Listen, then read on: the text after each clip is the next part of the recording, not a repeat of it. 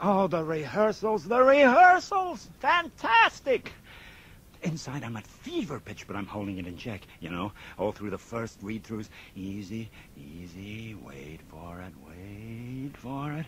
Then one day, and oh, what a rogue and peasant slave am I cut loose and give it the whole Connecticut broadside. Bam!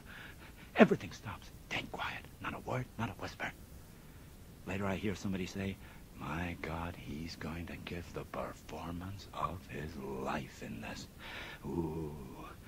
But there's always a fly in the ointment. Ever noticed? I could never abide wearing tights. And these were mandatory and very revealing. And how? I had to borrow a pair of tailored drawers from Lionel to strap down and contain the endowment. I wore them unchanged throughout 100 performances of Hamlet, after which I believe they were taken under escort by my dresser into the side alley of the theater and ceremoniously shot. Ah, but the play was the thing. Now, the first night, the test, the audience. I knew I had to strike early on Hamlet's very first line. I left the beat, turned my head out front, and spoke sure. A little more than kin, and less than kind. A ripple like a sigh ran through the audience, making the hair at the nape of my neck rise. Margaret Carrington had done it! Next, the ghost scene, when Hamlet confronts the specter of his dead father. No actor playing the ghost, just a disembodied voice and spotlights. Angels and ministers of grace, defend us! Mark me. Speak. I am bound to hear. Art thou to revenge when thou shalt hear? If thou didst ever thy dear father love, oh God, revenge his foul and most unnatural murder. Murder! Murder most foul as in the best it is, but this most strange, foul, and unnatural. Haste me to know it, that I, with wings as swift as meditation or the thoughts of love, may sweep to my revenge. I find thee apt. Now, Hamlet, hear. 'Tis given out that sleeping in my orchard a serpent stung me, so the whole ear of Denmark is by a forged process of my death rankly abused. But know thou, noble youth, the serpent that did sting thy father's life now wears his crown. Oh, my pathetic soul, my uncle! Aye, that incestuous, that adulterate beast, with witchcraft of his wit, with traitorous gifts, oh, wicked gifts that have the power so to seduce, won to his shameful lust the will of my most seeming virtuous queen. Sleeping within mine orchard, my custom always of the afternoon, upon my secure hour thy uncle stole with juice of cursed Hebena in a vial, and in the porches of mine ears did pour the leprous distilment.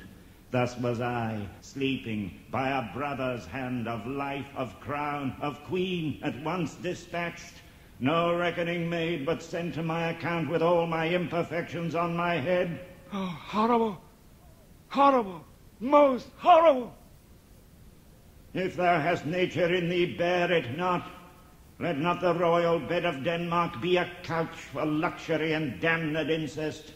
But howsoe'er thou pursuest this act, taint not thy mind, nor let thy soul contrive against thy mother aught.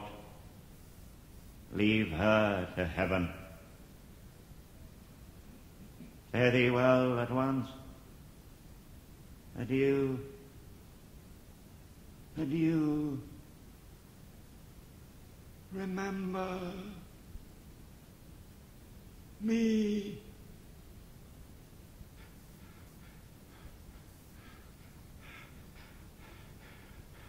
Oh, you hosts of heaven. Oh, earth. What else? And shall I couple hell? Oh, fie! Hold, hold, my heart, and you, my sinews, grow not instant old, but bear me stiffly up. Remember thee, I, thou poor ghost, whilst memory holds a seat in this distracted globe. remember thee. Yea, from the table of my memory I'll wipe away all trivial fond records, all stores, all books, all forms, all precious past that youth and observation copied there, and thy commandment all alone shall live within the book and volume of my brain, unmixed with baser matter. Yes, by heaven! Oh, most pernicious woman! Oh, villain, villain, smiling, damned villain! My tables, meted as I set it down, that one may smile and be a villain. At least I'm sure it may be so in Denmark. So, uncle, there you are! There'd only been one slight hitch. In the closet scene, I played it more as lover than a son. To Gertrude, Blanche Yerka, wonderful, in a blood-red dress, her long golden hair spilling down her shoulders, and I'd lay my head in her lap, on her breast, touch her cheeks and her arms, and while I fondled her, my sword got snagged up in her dress. And there was a young actor sitting in the front row that night, Spencer Tracy, and he told me later, I just sat there thinking, how the hell's he gonna get out of that? Easy. I picked up the hem of her dress to kiss it, and as I kissed it, I freed the weapon. All else was a dream. We were a sensation. At last, America had its very own Hamlet.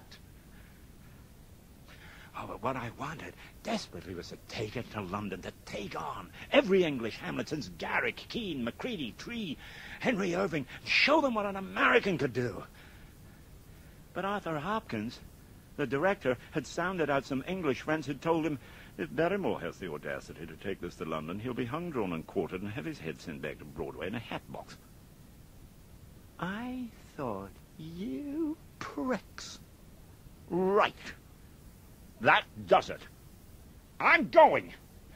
I raised half the dough myself, and I got the Haymarket Theatre, and we were off. London!